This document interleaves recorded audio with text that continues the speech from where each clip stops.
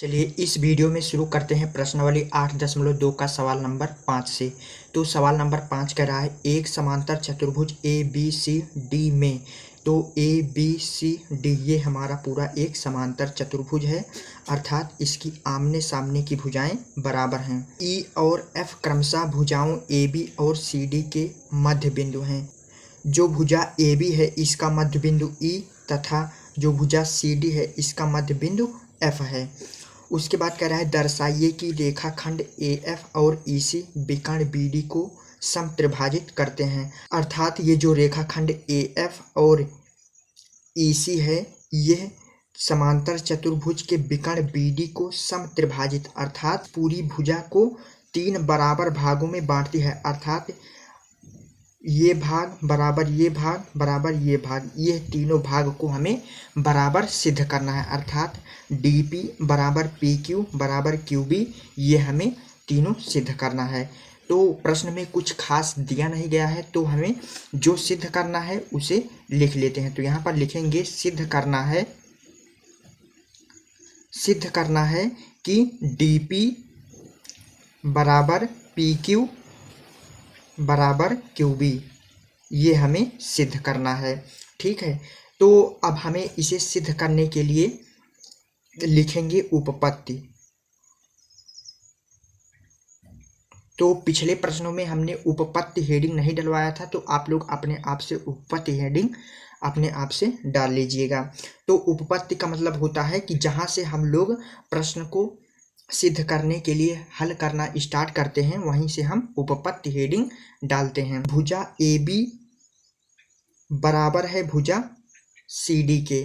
ठीक है, क्यों बराबर होगा? क्योंकि यह हमारा एक समांतर चतुर्भुज है, तो आमने सामने की जो भुजा होगी वे बराबर होंगी। तो यहाँ से हो जाएगा हमारा ए बी बराबर सी डी, ये हो गया।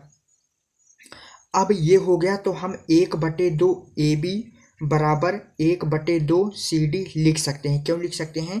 क्योंकि 1/2 दोनों तरफ है तो कट जाएगा, तो हमारा सेम वही आ जाएगा। तो 1/2 लगाने से दोनों तरफ कोई फर्क पड़ने वाला नहीं है।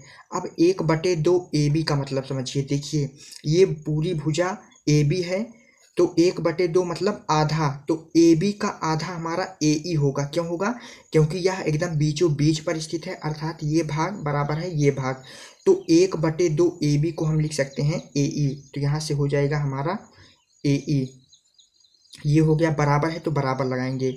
1/2 सी डी है, तो यहाँ पर देखेंगे पूरी भुजा सी डी है, इसका आधा हमारा सी एफ होगा। क्यों होगा? क्योंकि एफ मध्य बिंदु पर स्थित है, अर्थात ये भाग बराबर है ये भाग। तो 1/2 सी डी का मतलब हो जाएगा सी एफ, तो यहाँ से हो जाएगा हमारा सी एफ, ये हो गया। तो ए ई बराबर सी एफ क्यों होगा? तो यहाँ कारण लिख देंगे ई और एफ भुजा ए बी तथा सी डी के मध्य बिंदु है, इस तरीके से कारण लिख देंगे। चूंकि ए बी समांतर है सी डी के, तो हम कह सकते हैं ए ई समांतर होगा सी एफ के। तो यहाँ से हो जाएगा हमारा ए ई समांतर हो जाएगा सी एफ के। तो यह क्यों होगा? तो कारण लिख देंगे, चूंकि ए बी समांतर है सी डी के, इसलिए हमारा ए ई समांतर होगा सी एफ के। तो इन दोनों कंडीशन को देखते हुए हम कह सकते हैं कि जो हमारा चतुर्भुज बन रहा है ए ई सी एफ, यह एक हमारा समांतर चतुर्भुज है। तो यहाँ से स्पष्टीकरण लिखेंगे, अतः ए ई सी एफ एक समांतर चतुर्भुज है। इस तरीके से कारण लिख देंगे, ये हो गया। तो इस तरीके से ये हमारा समांतर चतुर्भुज सिद्ध हो गया।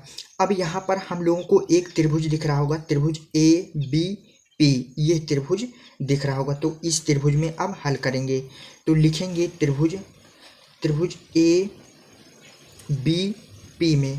तो त्रिभुज में देखेंगे, त्रिभुज ए बी पी में इस त्रिभुज में भुजा ए बी का मध्य बिंदु ई है, ठीक है। तो यहाँ से लिखेंगे ई भुजा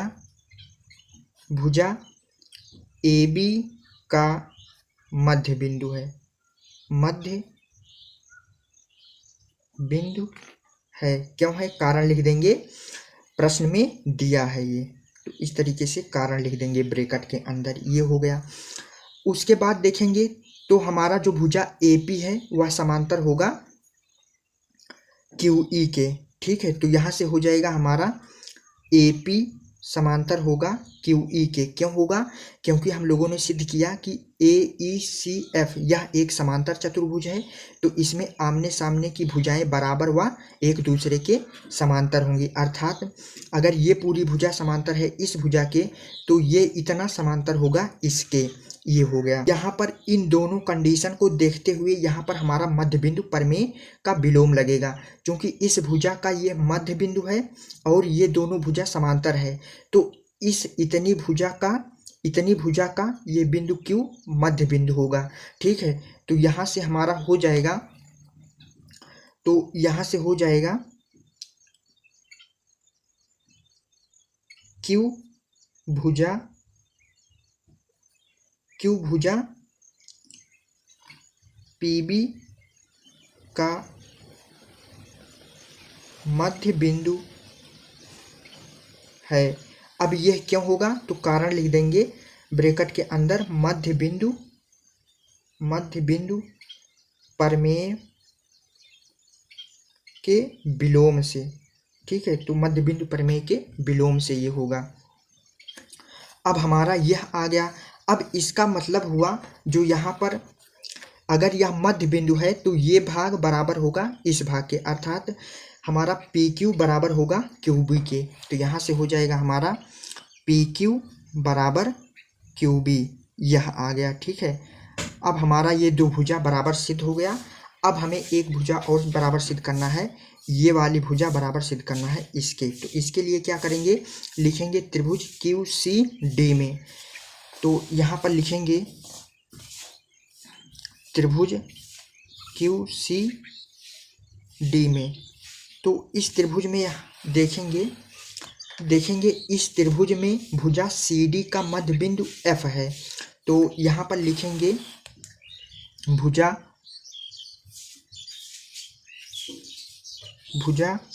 सी डी का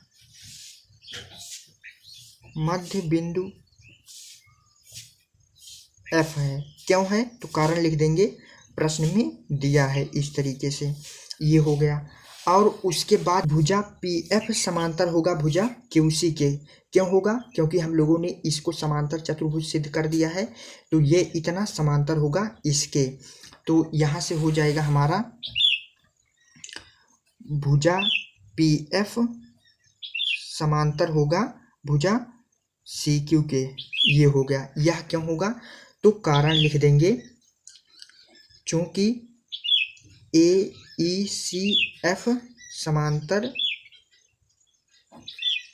चतुर्भुज है, इस तरीके से कारण लिख देंगे। अब ये हो गया। अब इन दोनों कंडीशन को देखते हुए इस त्रिभुज में हमारा मध्य बिंदु प्रमेय का विलोम लगेगा, क्योंकि भुजा सी डी का मध्य बिंदु एफ है और ये भुजा समांतर है इस भुजा के। भुज की तीसरी भुजा क्यू डी पर जो बिंदु P है यह मध्य बिंदु पर स्थित होगा, अर्थात बिंदु P भुजा क्यू डी का मध्य बिंदु है। तो इस तरीके से स्पष्टीकरण लिखेंगे, बिंदु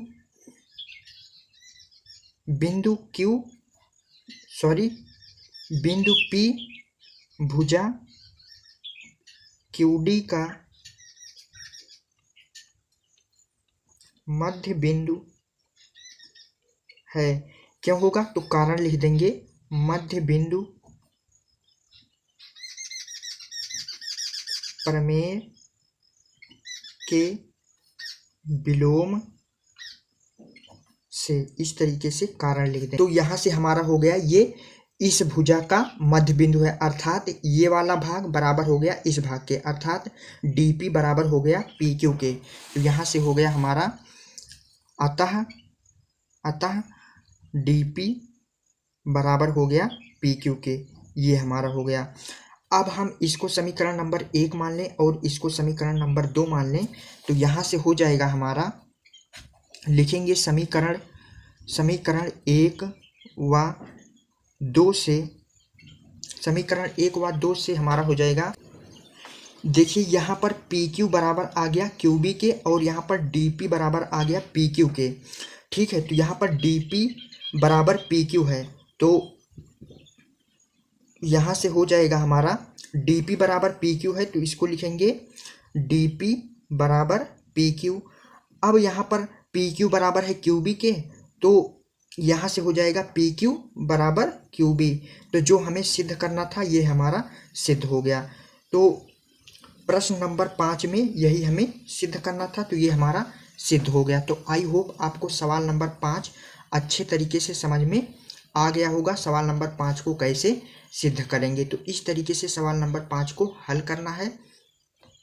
तो आई होप आपको यह सवाल अच्छे से समझ में आ गया होगा।